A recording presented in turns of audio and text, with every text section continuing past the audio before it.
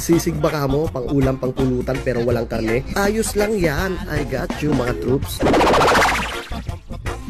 Ayun nga mga troops, wala nga kaming karne pero nag-crave ako sa sisig. Tapos saktong-sakto naman ay marami pa kami ditong stock na pambentang talong. Kaya naisipan ko, ito na lang ang lutuin ko. Pero para maiba naman, hindi torta o inihaw na plain na talong lang. Kaya ito, naisipan ko na ito na lang yung gawin kong sisig. Wala lang, trip lang. Ayun nga, hiniwa ko nga lang ng medyo paday. Tapos ito, gagawa na ako ng pinaka-butter niya. Harina, asin, magic sarap, Cajun, itlog, tsaka tubig lang. Tapos ito naman ang magiging sauce niya mamaya. Mayonnaise, oyster sauce, liquid seasoning, paminta, tapos syempre konting asukal lang. Tapos pipigaan ko lang ng mga 3 pirasong kalamansi. Mekos-mekos na, tapos goods na yan. Kaya pala wet butter yung ginamit ko dito instead na harina o kaya chicken breading lamang. Kasi pagka wet butter yung ginagamit ay mas crispy siya at saka mas nagtatagal ang crispiness. Lalo na sa katulad nito na ang talong kasi nagtutubig. Para hindi maging masyadong sagi o lumambot yung ating talong pag naprito na. O kaya paglalagyan na ng sauce. Tapos ayun nga, ginisa ko na itong sibuyas, bell pepper, tsaka siling haba. Ahoy, sana all siling haba.